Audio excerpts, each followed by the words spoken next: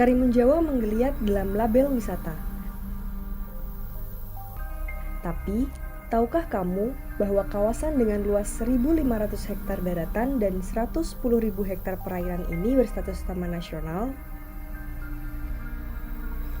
Kami menemukan surga-surga kecil di tepian Pulau Karimun Jawa. Beberapa pantai tersebut memang terlahir cantik, namun ada pula yang lahir dari ketidaksempurnaan.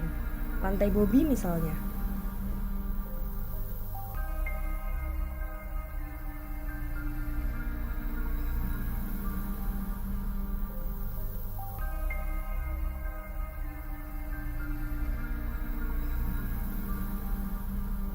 Pantai Bobi awalnya hanyalah pesisir laut penuh pepohonan dan sampah. Seorang warga lokal bernama Pak Sumadi alias Bobi berinisiatif membersihkan pantai tersebut.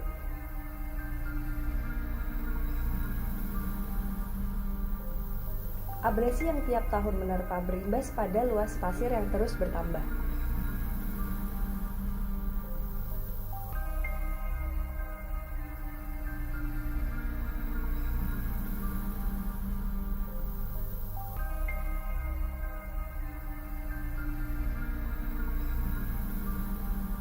Beginilah jadinya Pantai Bobi sekarang, salah satu andalan wisata Karimun Jawa. Pantai bersih, fasilitas lengkap, laut dangkal, dan hamparan pasir yang luas. Di balik pantai yang cantik, ada Pak Bobi dan beberapa masyarakat setempat yang sehari-hari mengurus Pantai Bobi. Tangan-tangan merekalah yang paling tekun menyingkirkan sampah yang berserakan. Di musim baratan, sampah berbondong-bondong turun dari bukit. Sebaliknya, di musim timuran, sampah datang dari laut.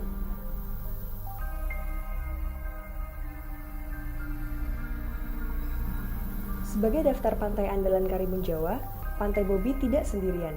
Pantai Ujung Gelam di ujung tenggara Pulau Karimun adalah tempat terbaik untuk menikmati matahari tenggelam.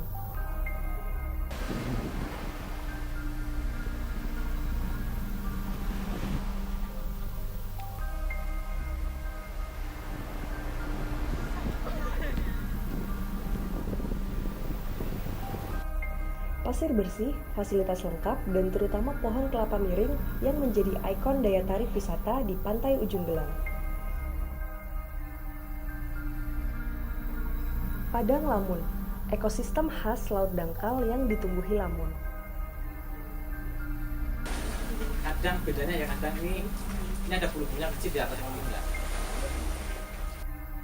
Lamun bermanfaat sebagai filter racun, habitat bagi ikan-ikan kecil, dan stabilisasi sedimen. Sayangnya, ekosistem lamun di Taman Nasional Karimun Jawa dihadang ancaman dari aktivitas hulu atau daratan, aktivitas pemukiman, hingga dampak dari transportasi laut.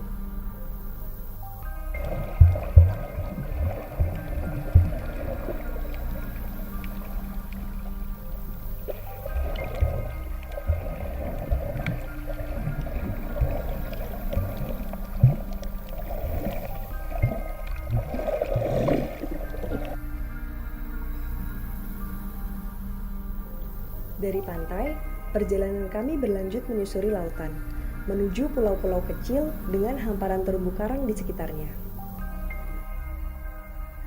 Hari ini kita akan melakukan pengamatan ekosistem terumbu karang di dua lokasi, yaitu di Gosong Cemara sama di zona pemanfaatan Bilan Kecil. Kemudian dilanjutkan ke SA. Jangan lupa ya, keselamatan yang utama. Ya, itu yang utama ya. Sebelum kita mengawali kegiatan pada pagi hari ini sampai sore nanti, marilah kita berdoa menurut agama dan kepercayaannya masing-masing. Doa mulai.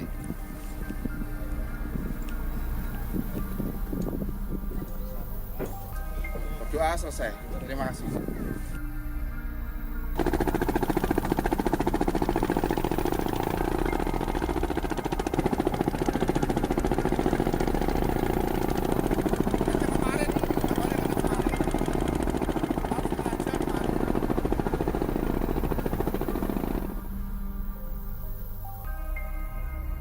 Mata kami dimanjakan dengan pemandangan bawah laut super cantik di Pulau Menjangan Kecil, Pulau Menjangan Besar, Gosong Cemara Besar, dan Pulau Cemara Kecil.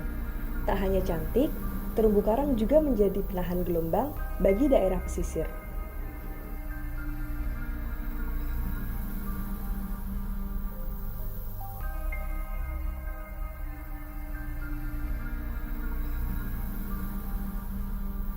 Penangkapan ikan dengan cara-cara yang tidak ramah lingkungan seperti pengobongan dan apotase membuat terumbu karang rentan rusak. Kemudian ancaman yang terbesar yang sekarang ini kalau alam yaitu adalah yang lain itu adalah pemanasan global sama muson barat. Ketika muson barat angin cukup besar, karang itu bisa balik. Bisa balik dia. Karena kalau terlalu coba lihat nanti ada karang balik-balik ini karena faktor dari alam. Karena terbiasa diberi makanan seperti remahan roti oleh wisatawan, ikan-ikan kecil langsung mengelilingi begitu badan kami terjun ke lautan. Ketika adanya wisatawan yang masuk terlalu banyak, namanya orang, kecerobohan, keteledoran wisatawan, sedikit banyak berimbas kepada alam juga. Salah satu contohnya dengan ketidaksengajaan seperti menyenggol karang atau hal apapun. Kemudian penggunaan sunblock ketika snorkeling sedikit banyak juga berpengaruh pada terumbu karang. Dari 6 spesies penyu yang ada di Indonesia, 4 diantaranya menghuni Taman Nasional Karimun Jawa, yaitu penyu hijau, penyu sisik, penyu lekang, dan penyu belimbing. Karapas, daging, dan telur penyu menjadi incaran perburuan, baik untuk dikonsumsi langsung maupun diperjualbelikan. Meskipun penyu betina dapat menetaskan 50-150 telur tiap 2-4 tahun sekali, menurut KKP, tingkat keberhasilan hidup penyu sampai usia dewasa sangat rendah. Para ahli mengatakan bahwa hanya sekitar 1-2% saja dari jumlah telur yang dihasilkan. Untuk mengantisipasi permasalahan yang muncul di habitat alami, didirikan penetasan semi alami penyu di Taman Nasional Karimun Jawa. Pihak Taman Nasional berupaya menekan perburuan dengan menawarkan imbalan bagi nelayan yang mau menyerahkan telur penyu yang ditemukan. Besar imbalan sesuai jarak pulau ditemukannya telur ke SPTN 2 Karimun, tempat telur diserahkan. Telur-telur penyu dari nelayan dipindahkan pengeramannya ke penetasan semi alami. Media yang digunakan berupa ember berisi pasir. Tanggal telur tiba di lokasi dan tanggal menetas dicatat dengan rapi untuk mengetahui perkembangannya. Penetasan semi alami penyu ini terbukti berdampak besar pada konservasi penyu. Menurut laporan dari Mutakin pada 2019, diketahui keberhasilan penetasan penyu sisik di lokasi tersebut mencapai 72,4%.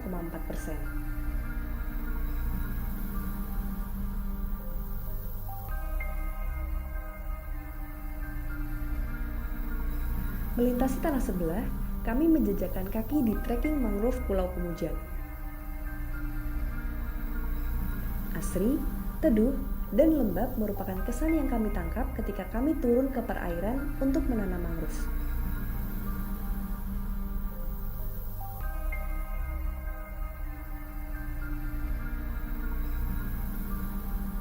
Ada 24 jenis mangrove sejati dan 17 jenis mangrove ikutan tumbuh di kawasan ini. Berkenalanlah dengan Soneratia ovata atau lebih dikenal dengan nama lokal pedada. Spesies ini merupakan endemik Pulau Karimun Jawa. Untuk kondisinya sendiri saat ini masih tutupannya masih cukup baik. Mangrove yang kita kelola, alhamdulillah juga kami juga mengelola objek daya tarik wisata alam berupa trekking mangrove yang peminatnya juga cukup banyak dari wisatawan yang ingin melihat keindahan hutan mangrove yang ada di Taman Nasional Karimun Jawa ini. Oke, yang jelas setelah adanya Taman Nasional, kita banyak sekali konflik-konflik dengan masyarakat, khususnya dengan perairan maupun hutan dataran rendah dan hutan mangrove. Mereka berasumsi bahwa keberadaan Taman Nasional hanya melarang masyarakat tidak diperbolehkan untuk beraktivitas berlebihan. Tapi setelah kita berikan penyadartahuan, pemahaman bahwa keberadaan Taman Nasional ini adalah untuk kesejahteraan masyarakat, dan masyarakat bisa memanfaatkan kawasan-kawasan, tempat-tempat yang ada di Taman Nasional Karimun Jawa. Contohnya dulu belum ada wisata, kemudian sekarang sudah ada mulai wisata.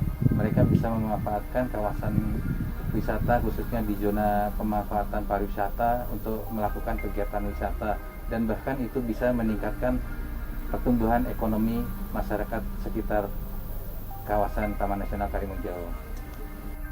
Sebagai wisata, kawasan mangrove ini dilingkari oleh jalur trekking sepanjang 1,3 km. Papan-papan informasi tentang jenis mangrove maupun satwa di ekosistem tersebut tersebar di sepanjang jalur.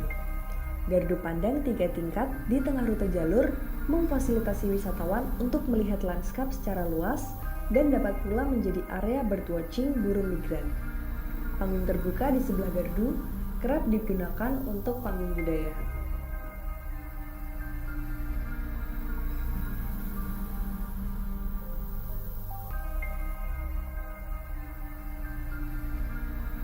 Melengkapi apa yang diobservasi di lapangan, kami berdiskusi dengan masyarakat dan pihak Taman Nasional. Jadi awal muasal adanya Balai Taman Nasional ya, kalau nggak salah itu sekitar tahun 96, 97, dan ketika itu masyarakat kita tidak begitu, mungkin bisa dikatakan kurang peduli dengan konservasi lingkungan. Mereka hanya memberikan hasil tangkap tanpa mengindahkan yang namanya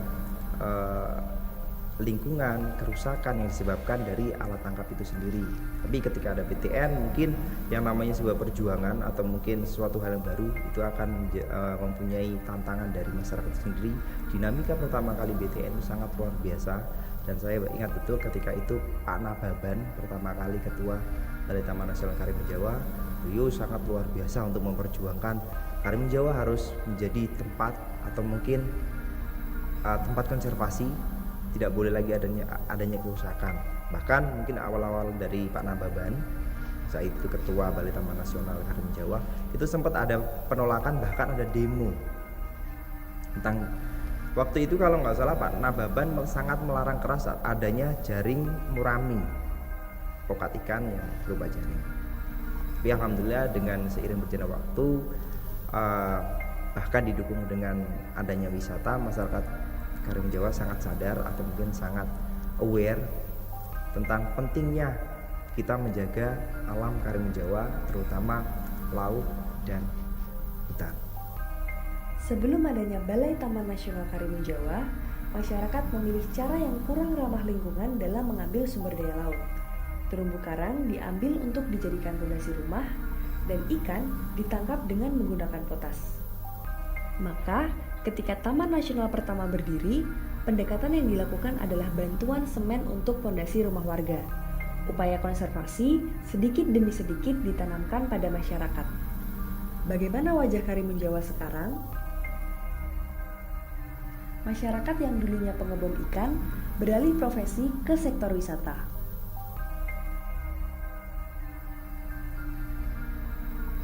Sekarang, lebih banyak tangan yang terulur dalam menjunjung kelestarian Taman Nasional Karimun Jawa, antara lain Karang Taruna, masyarakat mitra, Polhut, dan NGO.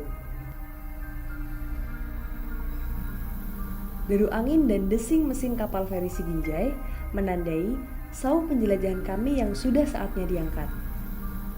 Kami akan mengingat keindahan alamnya, ramah tamah masyarakatnya, dan semangat mereka dalam menjaga kelestarian Taman Nasional Karimun Jawa.